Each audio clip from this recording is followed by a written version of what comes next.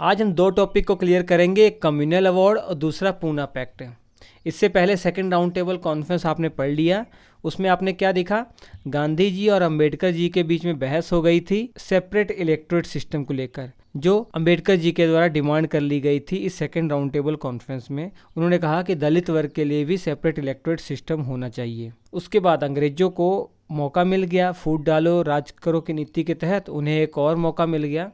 उन्होंने अगस्त 1932 में एक घोषणा की जिसे कम्युनल अवार्ड कहा जाता है। ये घोषणा उस समय प्रधानमंत्री रैमजे मैकडोनल्ड के द्वारा की गई थी। अब ये कम्युनल अवार्ड जो घोषणा थी ये थी क्या, इसमें अल्पसंख्यकों को सेपरेट इलेक्टोरेट्स दिए गए थे, अलग निर्वाचन व्यवस्था की गई थी इनके लिए। और इसमें कौन कौन शामिल थे, इस अल्पसंख्यक में कौन कौन शामिल थे, मुसलमान, सिख, भारत के ईसाई, एंग्लो इंडियन, यूरोपीय। ये तो हालांकि पहले भी चले आ रहे थे, पहले से चलते आ रहे थे, ये कोई नई बात नहीं थी। लेकिन एक वर्ग और जोड़ दिया गया इसमें, दलित वर्ग या डिप्रेस्ड क्लास नाम से जोड़ दिया गया। तो ये प्रॉब्लम थी।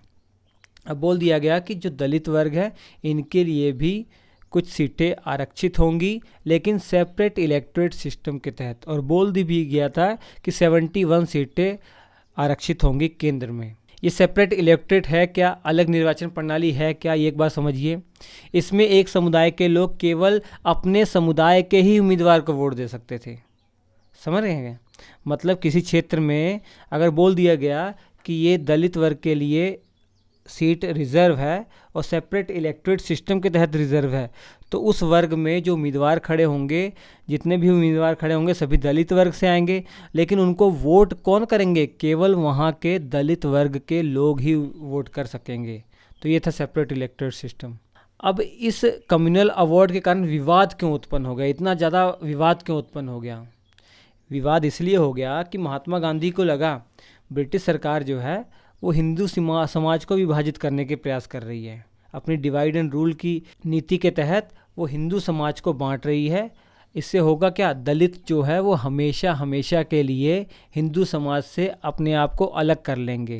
वो गांधी जी को ये स्वीकार नहीं था, इसलिए गांधी जी ने आमरण अनशन करना शुरू कर दिया। हालांकि वो उस समय जेल में थे, पुणे की जो यरवदा जेल है वहाँ पर थे। उन्होंने जेल में से ही आमरण अनशन शुरू कर दिया। मतलब उन्होंने बोल दिया जब तक मेरी सांस चलेगी तब तक मैं कुछ खाऊंगा नहीं, फास्ट अप टू डेथ, ये अनशन उन्होंने करना शुरू कर दिया। तो प्रेशर में आकर गांधी जी और अंबेडकर जी के बीच में एक समझौता हुआ जिसे पूना पैक्ट कहते हैं। तो ये पूना पैक्ट दूसरा टॉपिक है। ये कब हुआ? सितंबर 1932 में। अगस्त 1932 में कम्युनल अवार्ड आया और उसके एक महीने बाद सितंबर 1932 में पूना समझौता हुआ या पूना पैक्ट हुआ। ये समझौता डॉक्टर भीमराव अंबेडकर जी जो दलितों के नेता थे और गांधी जी के बीच में हुआ था। इसमें जो इम्पोर्टेंट समझौते थे, इम्पोर्टेंट बातें थी समझौते के तहत, वो क्या थी? इसमें ये था कि जो सेपरेट इलेक्टोरेट सिस्टम है उसकी डिमांड अब दलित वर्ग के लोग नहीं करेंगे, अंबेडकर जी नहीं करेंगे। उसके बजाय दलितों को रिज़र्व सीट दी जाएंगी, सामान्य रिज़र्व सीट दी जाएंगी और ये सीटें बढ़ा दी गई। पहले सेपरेट इलेक्टोरेट सिस्टम के तहत 71 सीटें थी, लेकिन अब सीटें बढ़ाकर 148 कर दी गई। लेकिन अंतर ये था कि ये जॉइंट इलेक्टोरेट होगा, संयुक्त निर्वाचन प्रणाली होगी, ना कि सेपरेट इलेक्टोरेट सिस्टम होगा। यानी दलित उम्मीदवार तो होंगे लेकिन वोट पूरे हिंदू समुदाय के लोग दे सकेंगे।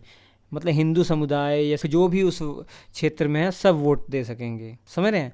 मान लीजिए कोई सीट है जो जॉइंट इलेक्टोरेट सिस्टम के तहत दलित वर्ग के लिए रिजर्व है, तो उस क्षेत्र से जितने भी कैंडिडेट खड़े होंगे सभी के सभी दलित वर्ग से होंगे। लेकिन उनको वोट कौन करेगा? उस क्षेत्र के सभी लोग जिनके पास वोटिंग राइट है वो सब वोट करेंगे, जैसे आज भी यही होता है ना। तो ये पूना पैक्ट हो गया। बहुत सिंपल सा टॉपिक था।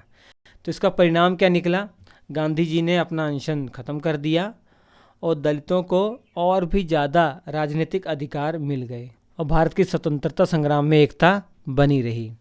और यही आगे चलकर अनुसूचित जाति या एससी वर्ग के लिए आरक्षण नीति का आधार बनेगा जब हमारा भारतीय संविधान बनेगा। यहाँ एक इम्पोर्टेंट चीज़ ये है कि जो पूना पैक्ट हुआ था इसमें हस्ताक्षर तो डॉक्टर भीमराव अंबेडकर जी ने किए थे, लेकिन गांधी जी के हस्ताक्षर नहीं हुए थे। गांधी जी के बजाय मदन मोहन मालवीय जी ने हस्ताक्षर किए थे। तो ये थे दोनों टॉपिक। Thank you.